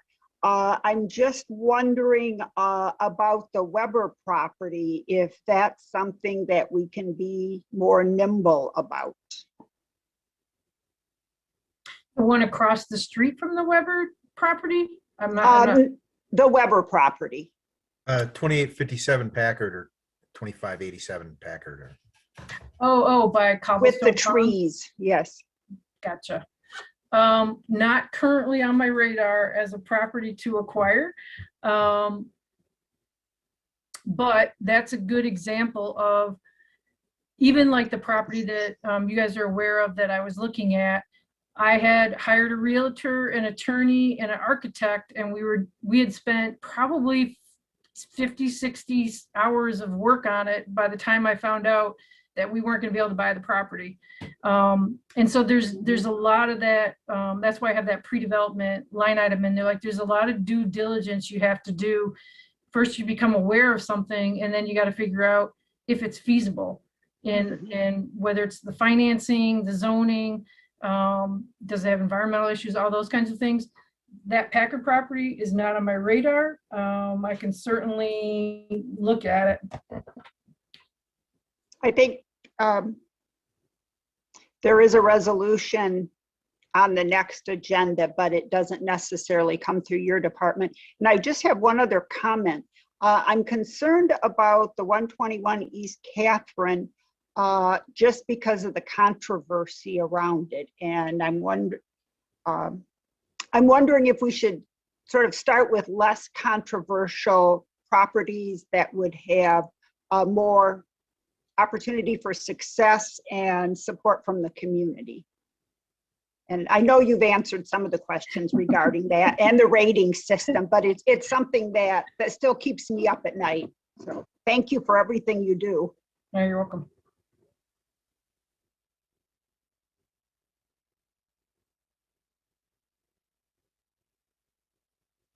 I'm sorry, Councilmember Grant. Thanks. I have absolutely no concerns about that. Well, not no concerns, but I'm super enthusiastic about the 121 East Caption property.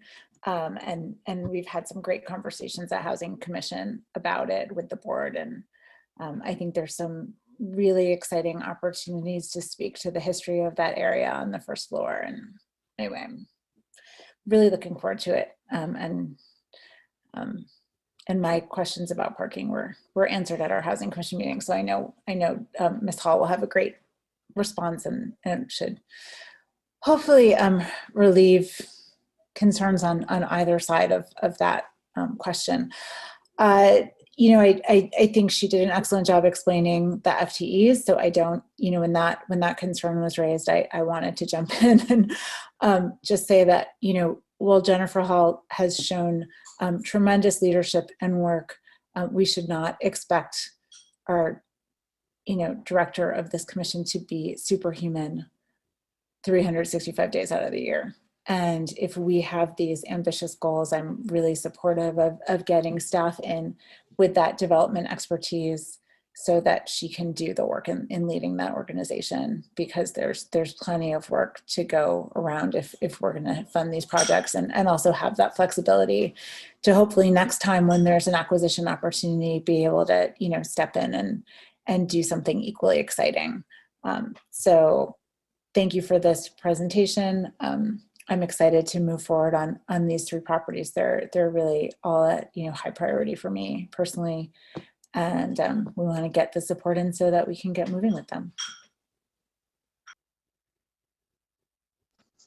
Councilmember Haney. Oh, yeah. Hey, thanks, Ms. Hall. I just wanted to also extend my public thank you for always responding to our emails and so on, and also seeing in the budget that you're anticipating this notion of having more agility. I know it was a real runaround on that one parcel, and you know, as you know, we had other nonprofits that kind of formed up and reached out to us trying to get that going, and you know, it just went to open market. But I think we're doing ourselves a favor by being prepared to acquire places as they become available, just like we did with Lurie Terrace. And you know, as we've seen with some other kind of tense rental situations here in town, especially large ones that are, you know, we have like senior housing and things like that. I think we need to remain flexible and with our eyes open for opportunity to not only to acquire new housing, but to keep people in housing. So thank you very much for putting that into your budget. Councilmember Song. Hi, Ms. Hall. I was just wondering if you could speak a little bit to your thoughts on potential federal funding coming down the line that you haven't tapped into or might be in consideration. I know I saw a little bit of something in the Equal Justice Reform Act, and I think Mr. Fournier had passed that on. Mm-hmm. And then I guess, and my second question is, are there other funding mechanisms that we can consider to, I guess, support these efforts, like CDFIs, or because I know CDFIs have been used like in Dearborn in supporting interesting affordable housing efforts there, supporting an artist loft that used to be the old city hall. So anyways, those are my two questions on seeing if we can chase down. And for help, please chase down more money for us. For the federal funds, from what I can tell so far with the limited details that have been published so far, the vast majority of new funding appears to me to be three types. Home and block grant, which is actually administered by the county for the city. Those are key gap funding sources for all these different projects. So like the 3 Avalon projects that I brought up earlier, they've all received home funding. We've received block grant funding. So it is a key way to fill that gap in addition to millage funds.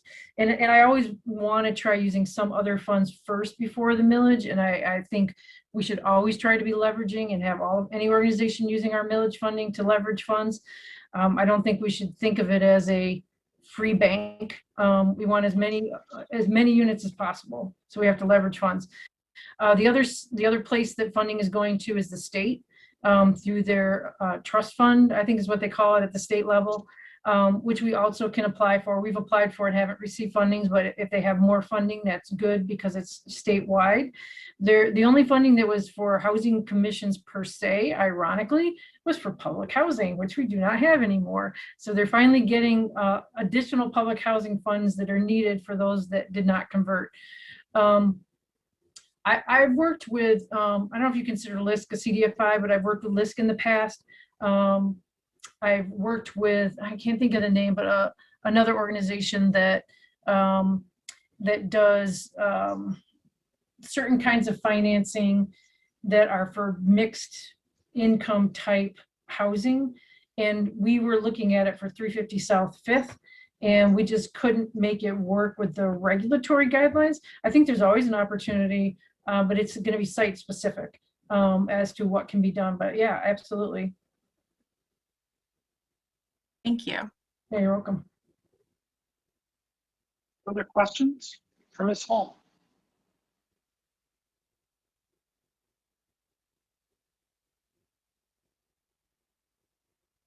Ms. Hall, thank you very much. Well, You know, we obviously have here, you know, there's a lot to be excited about. For years, we've wanted to take real steps forward with respect to building new housing. And with the passage of the millage, it's clear we have a lot of opportunity to do so. And I'm, for my part, excited too, you know, echoing, you know, Councilmember Grand's statement, you know, excited to see that we have plans on the upfront and commitment to move forward and to move forward swiftly, because, you know, we have folks that, that work in Ann Arbor that don't live in Ann Arbor, and we want to change all that. So thanks. Thank you. We now come to public comment general time. Public comment general time is an opportunity for members of the public to speak to council and the community about matters of municipal interest.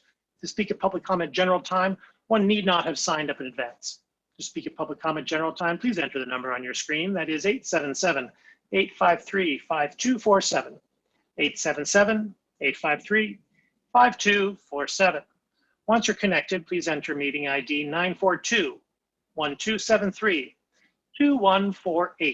942-1273-2148. Once you're connected, please enter *9, *9 to indicate that you wish to speak. Speakers will be identified with the last 3 digits of your telephone number. When you have been identified, please enter *6 so as to unmute yourself, *6, and then begin speaking. Speakers have 3 minutes in which to speak, so please pay close attention to the time. Our clerk will notify you when 30 seconds are remaining. When 30 seconds are remaining, please conclude your, and your clerk will also notify you when your time has expired. When your time has expired, please conclude your remarks and cede the floor. Is there anyone who'd like to speak at public comment?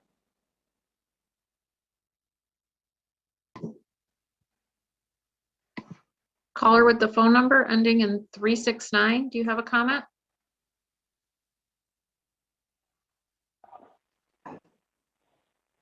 Hello, hi, it's Shannon Hadamaki calling again. I figured if I called last week to yell at you, I needed to call you again this week to offer my thanks. I would like to thank the council members who signed the letter about schools.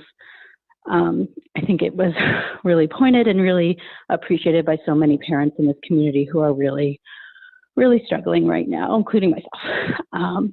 It's been a long time that we've had a lot of hope for the schools, and what happened last week at the board meeting was really quite shocking and unacceptable, honestly, to kind of rip the rug out from under so many families who were expecting that their kids at least would at some point would be able to go back into the classroom, meet their teachers, be with some of their friends and their peers.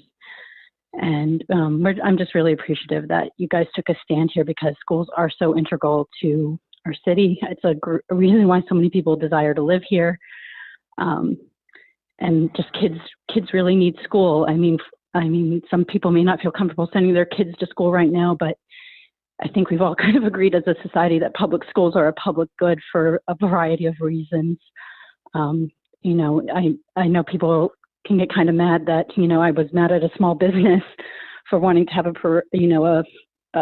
street closure and a little bit of a celebration. But, you know, I can't afford to go out and spend money at small businesses when I'm spending all my money on childcare. Schools are really, really, really important. And I just really needed to say that and to say thank you once again. And I hope it does move the needle. I hope that, you know, things will get better and that we can open schools, we can vaccinate our teachers, we can open our school doors, and Ann Arbor can do this because we really need it. Thank you so much. Thank you.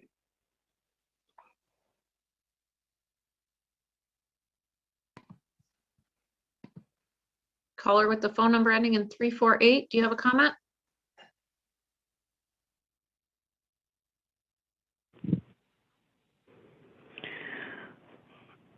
Hello, council members. I came to you last week to ask for a hold on the Arbor Hills pump house demolition, and I'm looking at my notes right now, and I think I'm going to be repeating a lot of that if I read this again. I just want to point out that we're still seeking opportunities to save the pump house from demolition and reuse it for community and public good. There have been a lot of ideas that have come forward, and a couple of strong ones that we can do with the funds that we have currently raised. Donations that people come forward to put into restoring the building and could go into escrow right now if the city would be willing to work with us. And there's also some activity reported on the site last Thursday. So some of the neighbors were concerned and were requesting again that the city ensures its agents cease all activities related to demolition to respect the use rights of the residents that haven't been quite, I believe the city attorney is still looking at. Not only will saving this building help promote reuse, it's a really strong building. Saving it has a smaller carbon footprint, eliminates landfill waste and environmental impacts of demolition. The resource and economic savings over building a new one are substantial. Like I mentioned, the donations are expected to cover the cost of repair, and we have volunteers ready to help. At a time budgets are being cut, jobs are being cut, we can create a place of community that gives purpose and resilience for the people who live around here. And this neighborhood does not have any other common community building. It has never really had a good place for people to congregate. And so this would help them do that. But we've had some confusing information come from the board that the community doesn't have an interest in the title, which City Council did accept the warranty deed for that parcel with the deed restrictions that came with. And we would like that clarified because it's confusing neighbors and upsetting some who I think would like more support being able to save this building if we can. 30 but seconds. It has a lot of potential for sustainable reuse, and we just really feel strongly that it could be very, very, very good for the community. We have a growing number of residents and supporting neighbors in the neighborhoods around that want the city to reconsider the building if it can be safe for community or public use. It's of greater impact to the larger community. Let's make a sustainable choice to reduce climate change, which is vital for the survival of us all. Thank you. Thank you.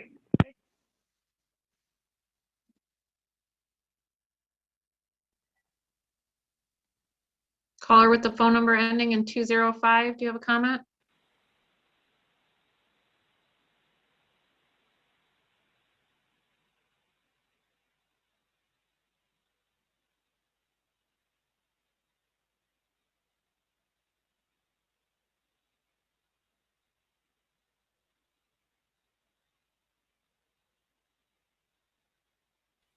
Caller 205, do you have a comment?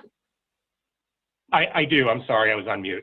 Hi, my name is Joe Spalding, and I live in Holland, Michigan. And I just want to say that I appreciate the time of council tonight. And I've got something a little bit different that I want to be talking about during general time here, briefly. One of the things that I do in my free time, for the last 10 years anyway, has been help run a Model United Nations for college students.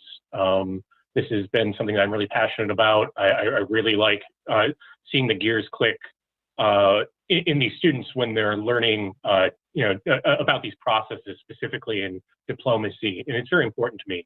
One of the people that I work there is Dr. Brian Endless out of Loyola. He's a professor of a lot of subjects. One of them is Africa Studies there. He's really close friends with a man named Paul Rusesabagina, who is who I want to talk about briefly right now. Paul is the hero that was portrayed in the movie Hotel Rwanda. And what I'm going to say is going to sound extravagant, but I promise everything is true. He was kidnapped by the Rwandan government, and he was rendered back to Kigali a month ago, and 2 months ago, and he's facing a sham trial right now. And the hashtag that folks are following and the movement that folks are following on that is Free Rusesabagina. And I just want to encourage people to look into his story and see what's going on. There's some news stories that have broken in the New York Times, some other outlets where they're laying out exactly what happened. But obviously, he didn't fly back in order to just get arrested. And there's been some serious suppression of free speech in Rwanda that he's been speaking adamantly out against by the dictator Paul Kagame. And that's frankly why he got silenced. And so for everything on top of this being connected to a very dear friend of mine, this is about free speech, and that's an issue that I'm passionate about. I'm sure everybody on council is passionate about. So I just want to encourage folks that are seeing this stream and hearing me talk, who are used to hearing me talk about council members or housing or whatever, to look into this and try to boost the signal, because right now too few people are talking about it. Thanks, everyone. Thank you.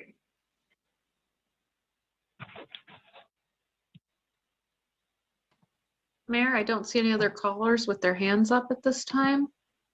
For anyone who else like to speak at public comment, please enter *9 now. *9.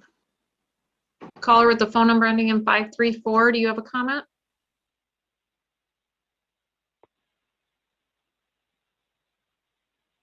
Good evening. This is Tom Stolberg calling from the heart of Lower Town.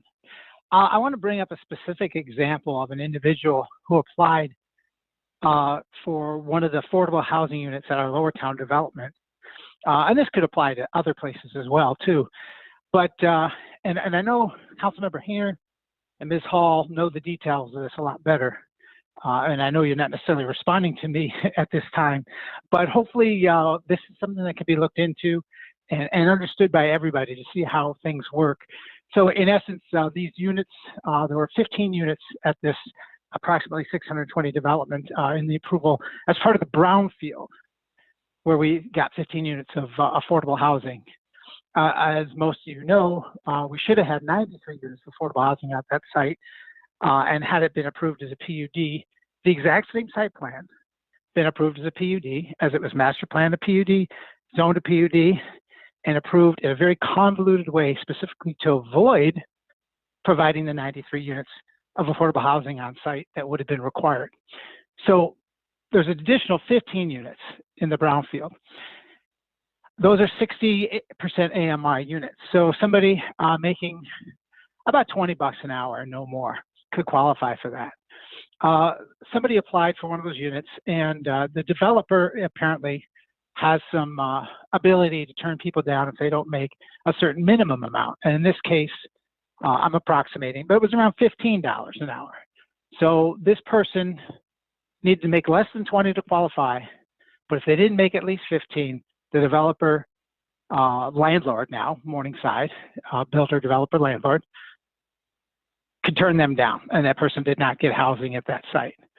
So I think we kind of need to look into how that system works. And I know in our premiums, we tightened up our premiums maybe a year and a half ago, and we were looking to try to encourage more affordable housing units to be built as part of a project, not just to make the payments in lieu. I don't know if that needs to be relooked at in light of either we got to do better with the units on site, how we actually provide housing for people, or that money maybe should be looked at as directed to payments in lieu, so that money can be used for dedicated developers of affordable housing, for example. And at the time we made those premiums, we were thinking that not enough units were getting built. And so we didn't necessarily just want payments in lieu, we wanted units built. Well, now we have this affordable housing millage, and we are developing city-owned sites. So maybe it is a time to re-examine what is the best option. And it's also pertinent to, we're replacing our planned 30 project seconds. modification ordinance. And the new replacement of that will also have some affordable housing option in it. So I guess I'm just asking you to contemplate, should we be building the units on site or taking the money in lieu and making them more effective? And I don't know the answer, so I'm just hoping you'll look at it. Thank you. Thank you. Does anyone else like to speak at public comment? Please enter *9 now.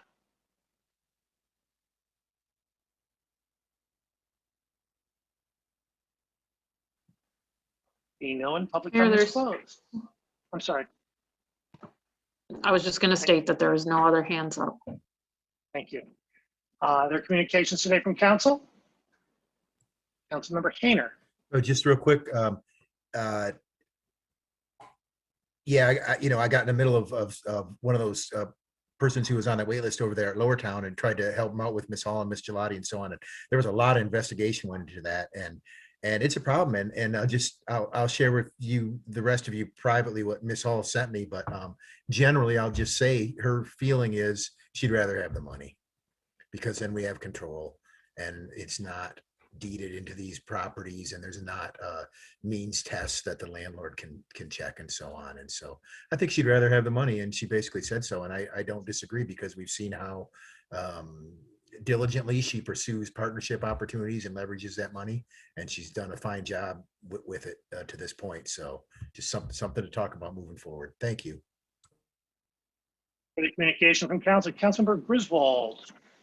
I just want to acknowledge and thank the staff for all the snow removal activity that's been going on. For the communication from council. A motion to adjourn, moved by Councilmember Griswold, seconded by Councilmember Radina. Discussion, all in favor? Opposed? We're adjourned. Thank you, everyone.